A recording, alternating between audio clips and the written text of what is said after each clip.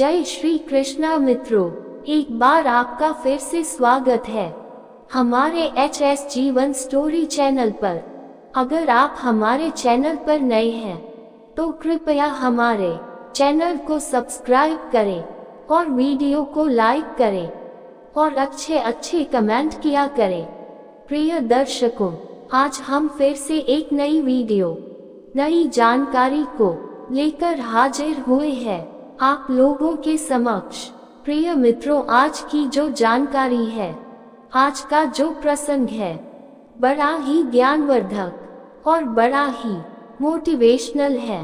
प्रिय दर्शकों, आज इस वीडियो में जानेंगे भगवान राम जब राजा बने तो नारद ने हनुमान से विश्वामित्र को छोड़कर सभी साधुओं से मिलने के लिए कहा, क्योंकि विश्वामित्र कभी राजा हुआ करते थे। हनुमान ने ऐसा ही किया, लेकिन इससे विश्वामित्र को कोई फर्क नहीं पड़ा। तब नारद मुनि विश्वामित्र के पास गए और उन्हें भड़काया। इसके बाद विश्वामित्र गुस्सा हो गए और श्री राम से हनुमान को मौत की सजा देने के लिए कहा। राम अपने गुरु विश्वामित्र की बात टाल नहीं सकते थे, इसलिए उन्होंने हनुमान पर बाण चलाए, लेकिन हनुमान राम का नाम जपते रहे और उनको कुछ नहीं हुआ। राम को अपने गुरु की आज्ञा का पालन करना ही था, इसलिए भगवान श्री राम ने हनुमान पर ब्रह्मास्त्र चलाया। लेकिन आश्चर्यजनक रूप से राम नाम का जप कर रहे हनुमान का ब्रह्मास्त्र भी कुछ नहीं बिगाड़ पाया। ये सब देखकर नारद मुनि विश्वामित्र के पास गए और अपनी भूल स्वीकार की। भगवान हनुमान बचपन में ध्यान मग्न साधुओं को परेशान किया करते थे, जिससे एक बार एक साधु ने नाराज होकर उन्हें श्राप दे दिया। इससे जब तक कोई उन्हें उनकी शक्तियों के बारे में याद न दिलाता, उन्हें याद नहीं आता। तो जामवंत ने उन्हें उनकी अपार शक्तियों के बारे में याद दिलाया था। भगवान हनुमान बचपन में ध्यान मग्न साधुओं को परेशान किया करते थे, जिससे एक बार एक साधु ने नाराज होकर उन्हें श्राप दे दिया। इससे जब तक कोई उन्हें उनकी शक्तियों के बारे में याद न दिलाता, उन्हें याद नहीं आता। जब सीता को रावण ने अपहरण कर लिया था तो जामवंत ने उन्हें उनकी अपार शक्तियों के बारे में याद दिलाया था। एक बार जब हनुमान ने सीता मां को सिंदूर लगाने हुए देखा तो उन्होंने इसका कारण पूछा। सीता मां ने उन्हें बताया कि इससे राम की आयु बढ़ेगी। जब हनुमान ने ये सुना तो उन्होंने सोचा कि जब मांग में सिंदूर भरने से भगवान राम की आयु बढ़ती है तो क्यों न पूरे शरीर में ही सिंदूर लगा लिया जाए। भगवान राम का अपने भक्त हनुमान से युद्ध भी हुआ था। गुरु विश्वामित्र के निर्देशानुसार भगवान राम को राजा ययाति को मारना था। राजा ययाति ने हनुमान से शरण मांगी। हनुमान ने राजा ययाति को वचन दे दिया। हनुमान ने किसी तरह के अस्त्र शस्त्र से लड़ने के बजाय भगवान राम का नाम जपना शुरू कर दिया। राम ने जितने भी बाण चलाए सब बेअसर रहे। विश्वामित्र हनुमान की श्रद्धा भक्ति देखकर हैरान रह गए और भगवान राम को इस धर्म संकट से मुक्ति दिलाई।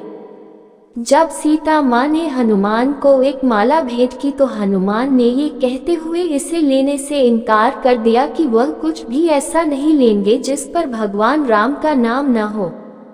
उन्होंने इसे साबित करने के लिए मां सीता के सामने अपना सीना चीर कर दिखा दिया। भीम वायु के पुत्र और हनुमान के भाई थे। एक बार भीम अपनी पत्नी के लिए एक फूल ढूंढ रहे थे तो रास्ते में एक बंदर मिला जो अपनी पूंछ से रास्ता रोके हुआ था। भीम ने उससे पूंछ हटाने के लिए कहा। तब बंदर ने चुनौती देते हुए कहा कि अगर वह उसकी पूंछ हटा सकता है तो हटा दे, लेकिन भीम उसकी पूंछ हिला भी नहीं पाए। तब जाकर उन्हें एहसास हुआ कि यह कोई साधारण बंदर नहीं है, ये बंदर और कोई नहीं बल्कि हनुमान थे। युद्ध में लक्ष्मण घायल हो गए थे तो राम भगवान ने उन्हें संजीवनी बूटी लाने के लिए भेजा। जब हनुमान अयोध्या पार कर रहे थे तो अयोध्या के राजा भरत ने उन्हें कोई राक्षस समझा। अयोध्या पर संकट समझकर उन्होंने हनुमान पर तीर चला दिया। जब उनके पैर में तीर लगा तो वह नीचे उतरे और भरत को सारा मामला समझाया। इसके बाद भरत ने हनुमान की मदद करनी चाहिए, लेकिन हनुमान ने भरत की मदद लेने से इनकार कर दिया और बिना देर लगाए अपनी जिम्मेदारी को निभाने में फिर से लग गए। हनुमान संस्कृत के दो शब्दों से मिलकर बना है, हनु और मन। हनु का मतलब जबड़ा और मन मतलब बिगड़ा हुआ या विकृत। कहा जाता है कि भगवान हनुमान ने एक बार सूरज को एक फल समझकर निगलने की कोशिश की थी। तब इंद्र भगवान ने उन पर वज्र का इस्तेमाल किया, जिससे हमेशा के लिए उनका जबड़े का आकार बिगड़ गया। हनुमान ने राक्षस अहिरावण को मारने के लिए पंचमुखी रूप धारण किया था। अहिरावण रावण का भाई था जिसने राम और लक्ष्मण का अपहरण कर लिया था। अहिरावण को मारने का केवल एक तरीका था कि 5 दिशाओं में जलने वाले 5 दियों को बुझा दिया जाए।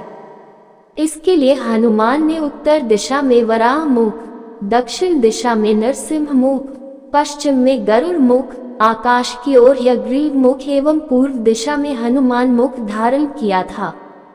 13वीं शताब्दी में माधवाचार्य, 16वीं शताब्दी में तुलसीदास, 17वीं शताब्दी में रामदास, राघवेंद्र स्वामी और 20वीं शताब्दी में स्वामी रामदास हनुमान के अवतरित होने का दावा करते हैं।